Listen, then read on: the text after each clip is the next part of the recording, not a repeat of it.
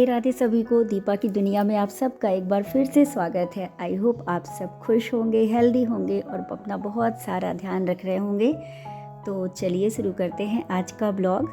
तो आज आप बैकग्राउंड में देखेंगे कि मैं कुछ लड्डू गोपाल के लिए प्रसाद बना रही हूँ। उनके लिए गाजर का हलवा बना रही हूँ, क्योंकि लड्डू गोपाल को लगाना था मुझे हलवे का प्रसाद, तो मैं उनके लिए प्रसाद बनाऊँगी और आप लोगों के साथ बहुत अच्छा सा टॉपिक डिस्कस करूँगी, क्योंकि हम लोग सब नए साल में एंट्री करने वाले हैं। बस कुछ ही पलों का डिफरेंस रह गया है नए साल और पुराने साल में। बस कुछ टाइम बाद, लगभग कुछ घंटों बाद हम लोग नए साल में एंट्री कर जाएंगे। तो जो पुरानी यादें हैं, पिछले सालों की यादों के साथ जुड़े रहें और नए साल कुछ ऐसा करें कि ये नया साल भी हमारे लिए यादगार बन जाए।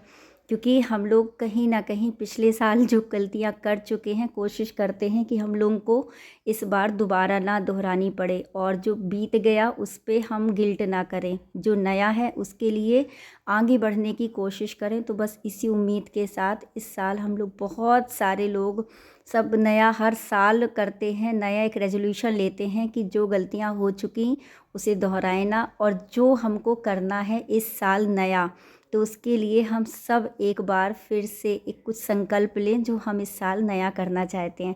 तो वही है, as a home maker, as a working, as a mother, बहुत सारी रिस्पॉन्सिबिलिटी हमारे ऊपर होती है कि हम अपने वर्क प्लेस में, अपने घर में, अपने बच्चों के साथ कैसे मैनेज करें कि हम भी एक हैप्पी लाइफ एंजॉय कर सकें, बच्चों के साथ एंजॉय कर सकें, अपनी फैमिली को खुद का टाइम दे सकें, और अपने वर्क प्लेस पे अगर हम हैं तो कुछ ऐसा करें जो हमारे स्किल डेवलपमेंट में काम आए। मतलब लोग हमारे लिए खुद ही कहें कि अरे वाह, इसने बहुत अच्छा गोल अचीव किया है। तो बस उसी के लिए हम लोग लगातार कोशिश करते रहते हैं, केवल एप्रिसिएशन के लिए, कि कोई हमारे लिए कहे कि अरे वाह, ये कितना अच्छा काम कर दिया इसने। तो बस हम लोग खुद से जब तक ये नहीं करेंगे कि खुद एक गोल सेट नहीं करेंगे, अपनी पर्सनैलिटी को डेवलप नहीं करेंगे, तब तक ऐसा कभी पॉसिबल नहीं है कि हम अपने में इम्प्रूव कर पाएंगे। क्योंकि पर्सनैलिटी क्या होती है, कहीं ना कहीं स्किल डेवलपमेंट होती है। हम अपनी स्किल पे जब वर्क करते हैं ना, तो हमारी पर्सनैलिटी अपने आप इम्प्रूव होती है। क्योंकि आप सोचिए कि बाहरी खूबसूरती, तो बाहरी खूबसूरती आपको कभी जज नहीं करती और बाहरी खूबसूरती मैटर भी नहीं करती। केवल मैटर करता है आपका बिहेव, आप लोगों के सामने किस तरीके से बिहेव करते हैं और उनके साथ कैसे इंटरेक्ट करते हैं, ये चीज़ बहुत मैटर करती है। और ऐसा नहीं है कि हर पर्सनैलिटी अपने आप में परफेक्ट है, बहुत सारी कमियां होती हैं, हम सब में कमियां होती हैं। तो बस हम अपने आप को, खुद को इस तरीके से इम्प्रूव करें कि लास्ट में जब एंड हो इस ईयर का, तो हमें लगे कि हम अपना खुद बेस्ट वर्जन बन गए। मतलब हम इतना इम्प्रूव कर लें अपनी पर्सनैलिटी को जिससे हम खुद का बेस्ट वर्जन बन पाएंगे। तो इसी के साथ बहुत सारे पॉइंट ऐसे हैं जो आप लोगों के साथ आज मैं डिस्कस करूंगी अपनी लाइफ को इम्प्रूव करने के लिए, अपनी पर्सनैलिटी को इम्प्रूव करने के लिए। और बहुत सारे पॉइंट आपके साथ डिस्कस करूंगी जिससे हम अपने आप की पर्सनैलिटी को बहुत ज़्यादा इम्प्रूव कर सकें, इन्हेंस कर सकें। तो चलिए शुरू करते हैं। कुछ ऐसे बदलाव जो हमें 2025 में करने हैं, मतलब इस नए साल में करने हैं। तो सबसे पहला है डीक्लटरिंग। डीक्लटरिंग अकेले केवल सामानों की नहीं होती, डीक्लटरिंग होती है हमारे विचारों की, हमारी खुद की, बर्तन की, कपड़ों की। बहुत सारी ऐसी जगह हैं जहाँ पर हम डीक्लटरिंग कर सकते हैं। ये सब चीज़ें तो फिज़िकल है कि हम अपने सामानों की डिक्लटरिंग करते हैं, बर्तनों की करते हैं, कपड़ों की करते हैं। हम इस बार एक ऐसा रेजोल्यूशन ले कि हम अपने विचारों की डिक्लटरिंग करें। कि कई बार ऐसा होता है कि कोई व्यक्ति हमें बहुत परेशान करता है या उसकी बातें हमें बहुत ज़्यादा परेशान करती हैं और हम उन बातों को सोच सोच कर परेशान हो जाते हैं। तो बिल्कुल उन बातों को, क्योंकि हम जब तक याद करेंगे, जैसे पुराना पड़ा हुआ सामान हमें फालतू की टेंशन ही देता है ना, तो ये बातें जो हो जाती हैं लाइफ में, या किसी ने कुछ कह दिया या कुछ घटनाएं ऐसी हो जाती हैं जो हमें परेशान ही करती हैं, तो हम अपने विचारों से, बिल्कुल अपने दिमाग से उन बातों को हमेशा के लिए निकाल दें। तो ये होती है डिक्लटरिंग विचारों की।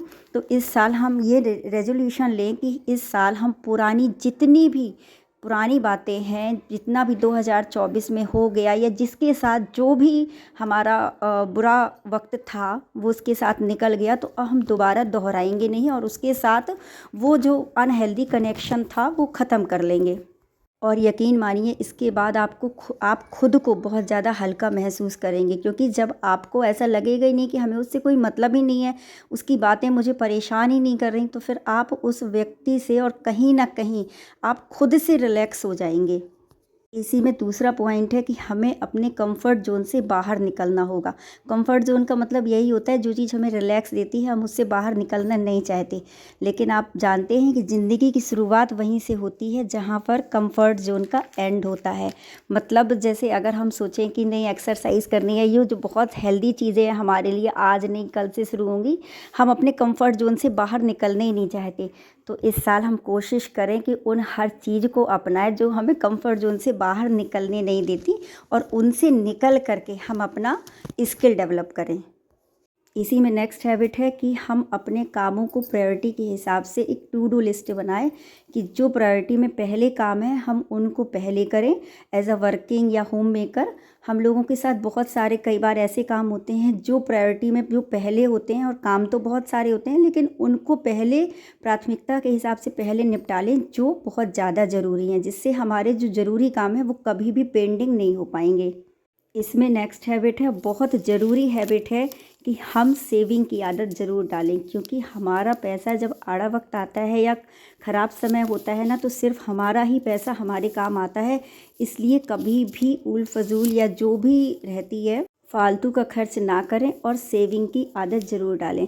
और आजकल तो इतने ज़्यादा आइडियाज़ रहते हैं कि एसआईपी वगैरह म्यूचुअल में लोग इन्वेस्ट करते हैं, इतनी स्मार्ट इन्वेस्टिंग होने लगी है कि हम लोगों को कहीं जाना भी नहीं है और घर में बैठे ही हम लोग अपनी सेविंग कर सकते हैं। तो आप सेविंग की आदत ज़रूर डालें। इसी में नेक्स्ट है कि किसी भी एक स्किल के साथ हम आगे बढ़ें।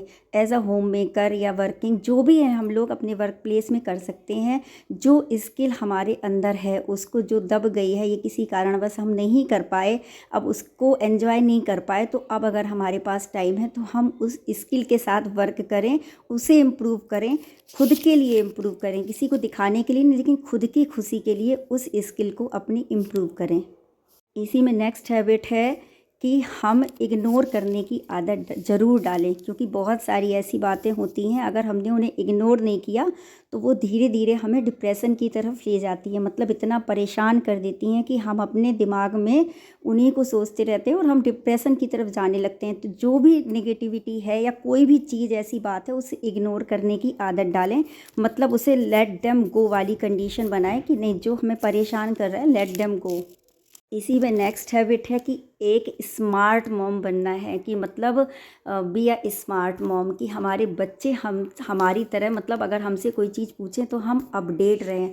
आजकल तो वैसे भी इतने सारे आइडियाज़ मिल जाते हैं यूट्यूब से, कोई भी चीज़ के लिए अगर हम जानना चाहें, अपनी खुद को पर्सनैलिटी को डेवलप करना चाहें तो बहुत सारी चीज़ें ऐसी हैं सीखने के लिए। तो हम हमेशा अपडेट रहें, क्योंकि जब तक हम अपडेट नहीं रहेंगे तो हमारा कॉन्फिडेंस बढ़ेगा नहीं। जब हम कॉन्फिडेंस बढ़ाना चाहते हैं तो हमें उसके लिए अपडेट रहना बहुत ज़्यादा ज़रूरी है। तो कोशिश करें कि अपडेट रहें चीज़ों से, समाज में क्या हो रहा है उन हर चीज़ से अपडेट रहें। टेक्नोलॉजी के मैटर में भी हम अपडेट रहें। और हाँ, अपनी इसी में नेक्स्ट है कि अपनी किसी एक हैबिट को, जो भी आपकी कमी है, उसे अपनी ताकत बनाएं। जैसे मैं अपनी पर्सनल एक्सपीरियंस से कहूँ कि मेरी एक कमी है कि मैं अपनी बात लोगों के सामने नहीं रख पाती। तो मैंने एक तरीका ढूंढा है आप लोगों से बात करने का। मतलब मैं सोशल प्लेटफॉर्म के थ्रू अपनी बात रखना चाहती हूँ। मुझे दूसरों के सामने बात रखने में एक झिझक होती थी, संकोच लगता था, लेकिन जब से मैं वीडियो के थ्रू अपनी बात लोगों तक पहुँचाती हूँ या आप लोगों तक बात रखती हूँ, तो मैं धीरे धीरे अपनी इस कमी पे वर्क कर रही हूँ। तो इसी तरह कोशिश करें कि जो भी आपकी कमी है उसको अपने ऊपर हावी ना होने दें, जबकि उस कमी पे वर्क करें। इससे वही कमी आपकी एक दिन ताकत बन जाएगी और आपका कॉन्फिडेंस लेवल और ज़्यादा बढ़ जाएगा। और जो एक नेक्स्ट है इसी में कि अपना जो माइंडसेट है वो नैरो ना रखें, मतलब किसी भी चीज़ को खुले रूप में स्वीकार करना सीखें। आपके आसपास क्या हो रहा है क्या नहीं हो रहा है उसे जज करने की कोशिश ना करें और ना किसी की कॉपी करने की कोशिश करें, क्योंकि कॉपी करने से हम अपना वर्जन खो देते हैं। हम जो हैं वो परफेक्ट हैं, हम अपने में इम्प्रूव कर सकते हैं, अपनी स्किल में इम्प्रूव कर सकते हैं, लेकिन किसी को कॉपी करके हम अपने अंदर कभी भी इम्प्रूवमेंट ला ही नहीं सकते। इसी में नेक्स्ट हैबिट है कि इस साल हम कोशिश करें कि जो हमारे टाइम के अकॉर्डिंग हमारे वर्क नहीं हो पाते थे तो हम इस साल स्मार्टली वर्क करें और टाइम का जो मैनेजमेंट है तो स्मार्ट मैनेजमेंट करें टाइम का, जिससे हमारे सारे काम टाइम पे हो जाएं। और last but not the least कि जो हम अपना जब तक खुद का रिस्पेक्ट नहीं करेंगे तब तक दूसरा हमारा रिस्पेक्ट नहीं करेगा। हम छोटे छोटे काम के लिए खुद को अप्रिसिएट करें। अगर हमसे बहुत अच्छा कोई काम हुआ है तो दूसरा नहीं कर रहा, तारीफ़ ना करने दें, लेकिन खुद को अप्रिसिएट करते रहें कि नहीं हमने बहुत अच्छा काम किया, क्योंकि परफेक्ट कुछ होता ही नहीं। आप बस और बस अपना 100% दें और परफेक्शन के चक्कर में तो बिल्कुल भी ना पड़ें। और इसी के साथ मैं अपना ब्लॉग ख़त्म करूँगी और केवल एक आपसे रिक्वेस्ट करूँगी कि इस साल बहुत सारे रेजोल्यूशन के साथ एक ये रेजोल्यूशन भी हमें लेना है कि हम उस परमपिता परमेश्वर से ज़रूर जुड़ें, चैंटिंग के माध्यम से या कुछ भी करें जिसने हमें इतना प्यारा जीवन दिया है। क्योंकि नाम जप अपने जीवन में बहुत ज़्यादा ज़रूरी है। मतलब आप जब नाम जप करने लगेंगे ना तो आपको खुद फील होगा कि आप एक पॉजिटिविटी की तरफ बढ़ने लगे हैं। ज़रूरी नहीं है कि हम अलग से बैठ करके नाम जप करें, हम चलते फिरते नाम जप कर सकते हैं आसानी से। हम कुछ भी काम करते हैं, इवन हम रास्ते में भी जाते हैं तो हमारे दिमाग में जब नाम जप चलता है ना तो बहुत सारी नेगेटिव बातों से हम बचे रहते हैं और नेगेटिविटी दूर रहती है। और कहीं ना कहीं आप एक बार जब ये शुरू कर देंगे ना तो अपने आप ये नाम जप आपके माइंड से चलता रहेगा। आप ना भी चाहेंगे तो भी नाम जप चलता रहता है। ये मैंने खुद फील किया है अपनी लाइफ में कि जब से मैंने नाम जप किया है तो मेरी लाइफ में बहुत ज़्यादा चेंजेस आए हैं। मतलब मुझे चीज़ों को देखने का नज़रिया बदल गया है कि मैं जिस चीज़ को नेगेटिव तरीके से सोचती थी अब मैं उस तरीके से नहीं सोचती हूँ और मतलब बहुत सारे पॉजिटिव चेंजेस आए हैं। तो मेरे कहने से एक बार नाम जप ज़रूर शुरू कीजिए, भले ही 2 मिनट 4 मिनट जितना आपका मन लगे तब तक करिए और फिर देखेंगे आप खुद अपने फील करेंगे अपनी लाइफ में कि बहुत पॉजिटिविटी आ जाती है। और किसी भी वजह से मेरा ब्लॉग पसंद आया हो, मेरी बातें अच्छी लगी हों तो प्लीज़ मेरे चैनल को सब्सक्राइब कीजिएगा और अपनी फ्रेंड्स फैमिली के साथ शेयर ज़रूर कीजिएगा। Bye bye.